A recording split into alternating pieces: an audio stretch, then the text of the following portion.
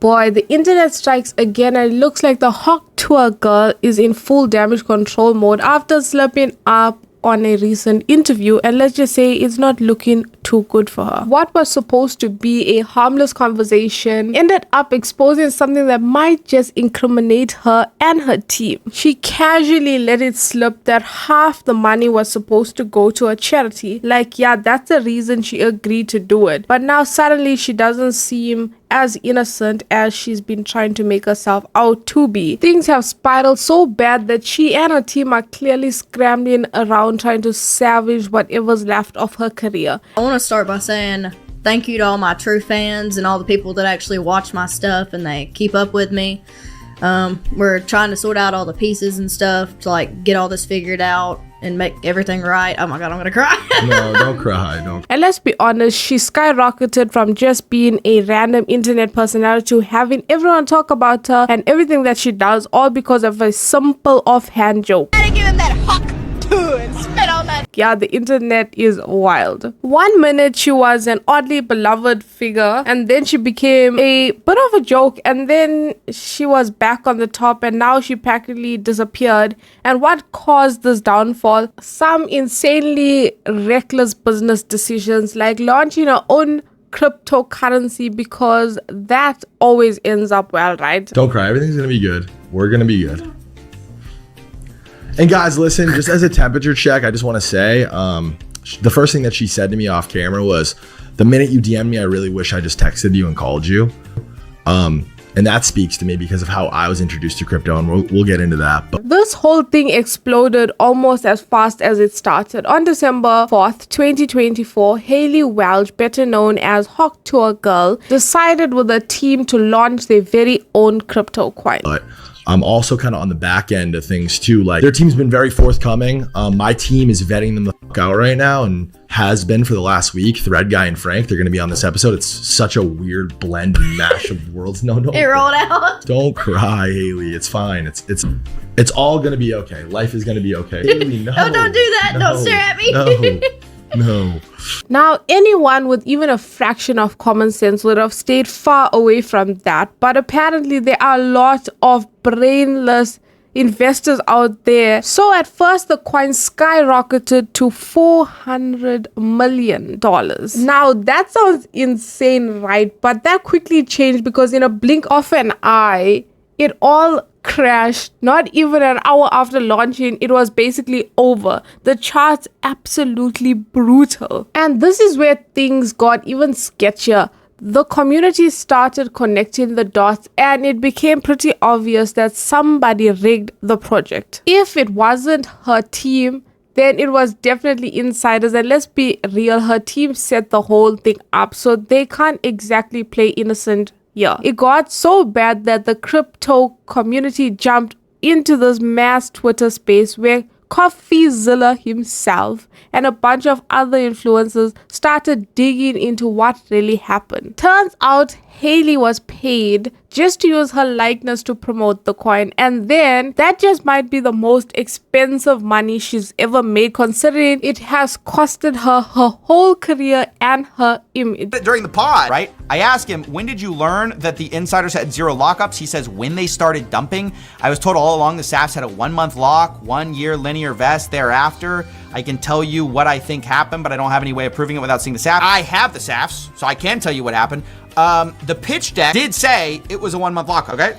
And then you get the SAFs, the actual token agreements with like the real investor, no lockup. To make matters worse, Hayley and her team decided to hop into the Twitter space to try and talk their way out of it, and completely fumbled. One of the founders even admitted they needed to cover the cost of settling up everything offshore in the Cayman Islands. I mean, imagine straight up saying, yeah, we had to scam people to pay for our own expensive. How it all kind of went down, fellas. They lied and they deceived people with fake investment lockups. Like, they gave a pitch deck that was not really what the pitch deck ultimately turned out to be. Whether that was a last minute change, whether there's some great way to explain it, I don't think there is. But look, you can believe that, right? But Hayley Welch's team this whole time has been acting like so unbelievably dishonest in how they're framing all this. to try to make her look like as sympathetic as possible instead of admitting, like, actually, we did have some complicity in this. Maybe we should have asked more questions. We did stand to make way more money than we've let on in a lot of these interviews and with journalists. And we haven't been exactly forthcoming about that. So it makes it hard to be charitable, which kind of they're wanting you to be if we can't see these contracts, if we don't know what they knew, right, at the time when all this stuff happened. And it clearly was a scam because the pitch deck said one thing, they said it was a lockup.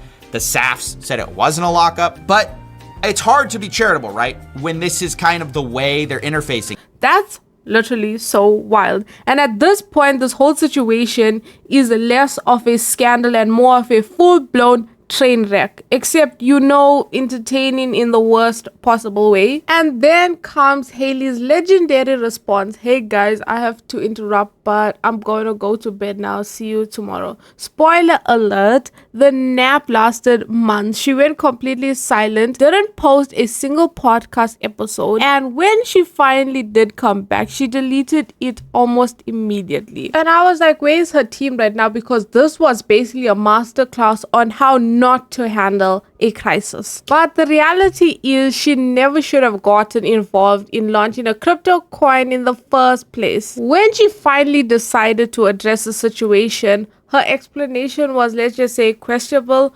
According to her, she was pitched the idea as a long-term project that would change the crypto space. Oh, and she had added that she feels really bad for all the people who lost money. Like, yeah, that's a great solution to the problem. But basically, how this idea got brought to me, it was supposed to be like what they called a long-term coin. And the guy that ran the account, he was like, oh, we're going to change like the way everybody thinks of crypto. Crypto is going to be a good place. And I feel really bad for all the people that got affected by it. And it just didn't go the way I planned. And all the money out of this episode is getting donated to all the animals that have been affected by the fires up here. And I'll match it. Me, Ricky, I'll match it, whatever.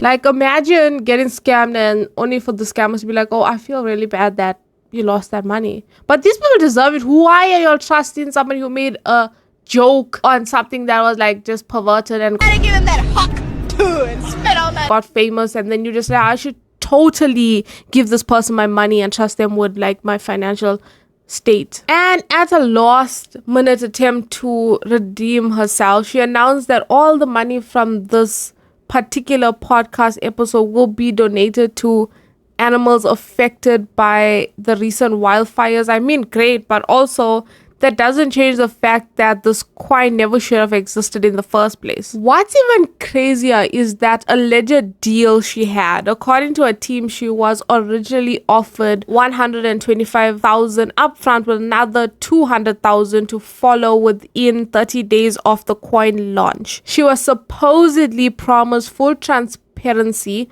on the tokens. But as we've seen time and time again, that didn't really hold up. The team behind the project also structured it so that 10% of the token supply would be locked up for a year and then gradually released over 3 years. Of that, half was meant for the company and the other half was meant for Hailey, meaning she would have ended up with 5%, and even that 5% would have been slashed down thanks to lawyer fees, business managers, and everyone else with their hands in the pot. But here's the kicker: this was a pre-sale token launch, which in the crypto world usually means the money is being raised to fund an actual product. Except this was a meme coin, so there was no product. It was just a blatant cash grab. And the worst part, 17% of the total supply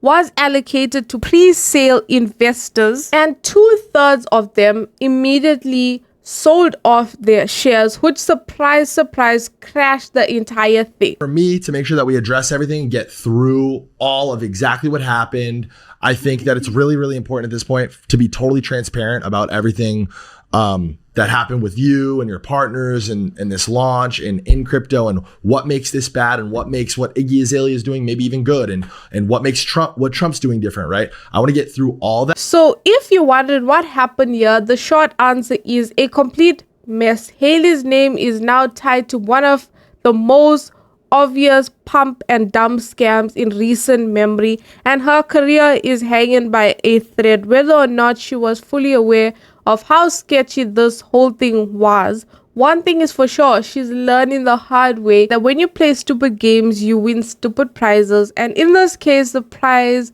is an internet-wide scandal she might never recover from. If you could take anything away from this takeaway, do not get involved in things that you do not understand fully and that you're not in control of. Because when the shit hits the fan, you're the only one that's gonna be in the eye of all the attention and the backlash from the people that was wrongfully robbed. And that's it for this video. Check out some of my other video. I've avoided speaking about Tuah girl as much as I possibly could from the time that she came into this whole industry till now, but like things are getting crazy and she's getting involved in so much of scams in less than a year of her fame from just a simple interview. So I really think we need to watch who we make famous and most importantly who we trust, because can we stop trusting YouTubers and influencers when it comes to this crypto